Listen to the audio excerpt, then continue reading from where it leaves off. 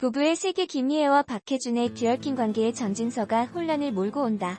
8일 JTBC 금토 드라마 부부의 세계 측은 13회 방송을 앞두고 파국이 남긴 상처와 후유증에 시달리는 이준영으로 인해 흔들리는 지선우, 이태호를 포착했다. 세 사람의 굳은 얼굴에서 심상치 않은 사건을 예고했다. 종영까지 단 4회만을 남겨둔 부부의 세계는 복잡하게 얽힌 인물 간의 심리 변화를 통해 사랑의 민낯과 관계의 이면을 다각도로 조명하고 있다. 그 중심에 있는 지선우와 이태호의 관계는 절정을 넘어 새로운 국면을 맞았다. 지선우는 아들 이준영을 위해 박인규 사건으로 벼랑 끝에 몰린 이태호의 거짓 알리바이를 만들면서까지 구했지만 한 번의 선택은 걷잡을 수 없는 불길의 도화선이 되고 말았다. 분노와 후회, 증오와 연민, 아픔과 상처가 뒤섞인 감정을 쏟아내며 입을 맞춘 지선우와 이태호, 그리고 여다경의 관계는 기로에 서게 됐다. 그런 가운데 공개된 사진에서 지선우와 이태호의 사뭇 달라진 관계 구도가 눈에 띈다. 흔들리는 지선우의 눈빛과 곁에 선 이태호의 표정에서 심상치 않은 사건이 두 사람에게 닥쳤음을 암시한다. 지선우와 이태호의 파국이 남긴 후유증으로 흔들리고 있는 이준영은 골라버린 상처만으로도 견디기 버거운 상태다. 피할 수도 없이 어른들의 싸움을 적나라하게 지켜봤던 이준영은 이미 지선우, 이태호에게 마음의 문을 닫기 시작했다. 이준영의 공허한 눈빛에서 위태로움이 느껴진다. 8일 방송되는 13회에서는 골물대로 골문 이준영의 상처가 결국 터진다. 앞서 공개된 예고편에서도 격동이 드러나며 위기감을 고조시켰다. 이 모든 문제가 시작된 건 결국 이혼 때문인 거죠라는 지선우의 자책은 늦어버린 걸까? 이준영의 문제는 걷잡을 수 없이 번지고 상습 도벽도 수면 위로 떠오른다. 혼란 속에 이준영의 감정도 폭발한다. 서로 지긋지긋하게 끝장 다 봤잖아. 그래놓고 이제 와서 왜 다시 만나라는 힐라는 지선우와 이태호를 날카롭게 찌른다. 정말 나 없이도 잘 키울 자신 있어? 라는 지선우의 얼굴은 결심을 그친 듯 보인다. 지선우가 고산을 떠나 지독하게 올감했던 감정과 관계를 끊어낼 수 있을지 귀추가 주목된다. 부부의 세계 제작진은 지선우와 이태호는 애써 외면했으나 여전히 때려야 뗄 수 없는 감정이 뒤엉켜 있다는 것을 알았다. 여기에 파국이 남긴 이준영의 깊은 상처까지 맞닥뜨리며 다시 위기를 맞는다. 이준영의 방황은 결정적 변곡점을 맞는 이들 관계에 어떤 변수로 작용할지 그 선택과 행보를 지켜봐 달라고 귀띔했다. 8일 방송된 JTBC 금토 드라마 부부의 세계에서는 하룻밤을 함께 보내는 지선우, 이태호의 모습이 그려졌다. 이태호는 지선우에게 떠나는 거 급하게 서두르지 마라. 잘 알아보고 결정이라며 내 경력에 맞게 제대로 인정해주는 대로 서두르다 손해보지 말고라고 걱정했다. 지선우는 하룻밤을 함께 보낸 것에 대해 없었던 일로 해라. 깨끗이 잊어라. 나도 그럴 것이라며 두 번 다시 있어서 안 되는 실수라고 표현했다. 이때 이준영은 PC방에서 잠이 들었고 아침에 집에 들어갔다. 이태호는 준영이가 방에 없자 당황했다. 여다경은 집에 들어온 준영이를 향해 담배 피나냐. 난 너 믿는다라고 말했다. 이 말에 이태호는 지선우에게 전화를 걸어 준영이가 담배를 피는지 물었고 지선우는 애가 몇 살인데 무슨 소리를 하는 거냐고 발끈했다.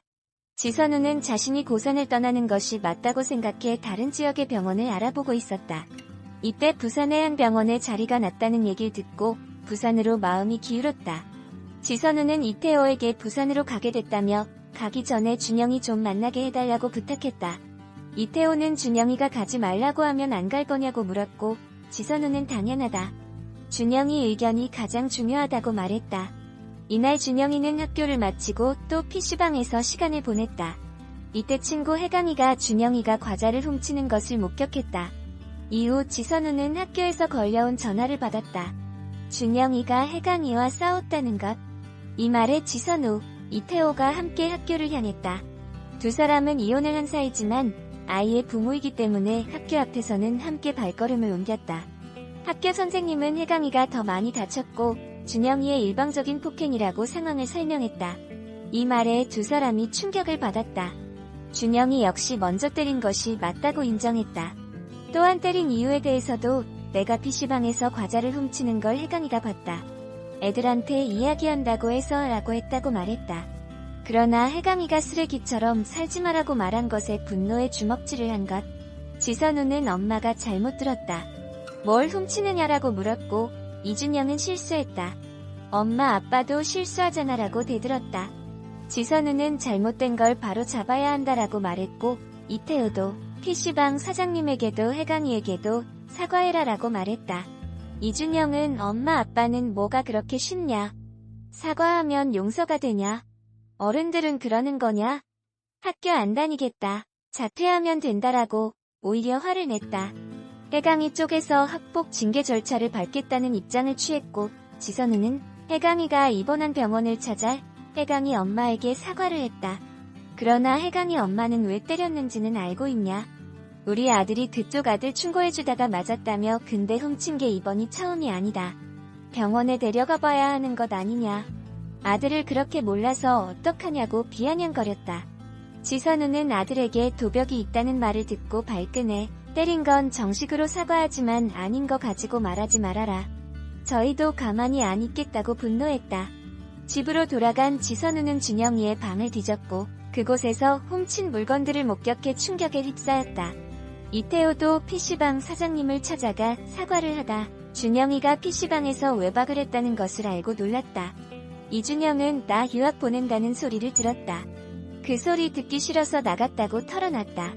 이태호는 나도 내가 싫다고 하면 안 보낸다. 엄마한테는 걱정할 것 같으니까 말하지 말자고 말했다. 이준영은 엄마가 걱정이 되냐? 근데 그때 엄마 왜 때렸냐? 다 끝난 거 아니냐? 왜 이리 복잡하게 하냐? 이혼하면 남 아니냐고 소리쳤다. 이태호는 우린 이혼했지만 넌 우리 아들이니까? 널 가장 사랑하는 건 엄마 아빠다고 이야기했고 이준영은 또 내 핑계냐고 화를 냈다. 지선우와 이태호 그리고 이준영은 차혜강에게 사과를 하기 위해 병원을 찾았다. 혜강이의 엄마 마음이 쉽게 풀어지지 않자 지선우는 무릎같이 꿇었다. 이때 여다경이 찾아왔다. 여다경은 저를 봐서라도 용서해달라고 말했고 혜강이 가족은 준영이를 용서하기로 했다. 이준영은 지선우에게 복잡하고 골치 아픈 거 싫다. 엄마만 없으면 간단해질 것 같다. 아빠를 위해서도 그게 좋겠다며 가고 싶은 곳으로 가라고 문자를 보냈다. 문자를 읽은 지선우의 마음은 무너졌다. 이후 지선우는 이태호를 만나 떠나기 전에 당신도 알아야 할 게 있다고 말했고 이태호는 준영이 물건 훔친 게 이번이 처음 아니라는 거 라며 다경이에게 들었다. 잘 해결하겠다고 말했다. 이때 두 사람은 준영이가 PC방에서 외박을 한 날이 두 사람이 하룻밤을 보낸 날이라는 것을 알았다드. 사람이 함께한 것은 준영이가 목격하고 PC방으로 발길을 돌린 것. 지선우, 이태호는 준영이를 만나 너 PC방에서 잤날? 그날 혹시 엄마한테 왔었냐고 물었고 이준영은 그렇다고 대답했다. 이 말에 지선우, 이태호는 충격에 휩싸였다.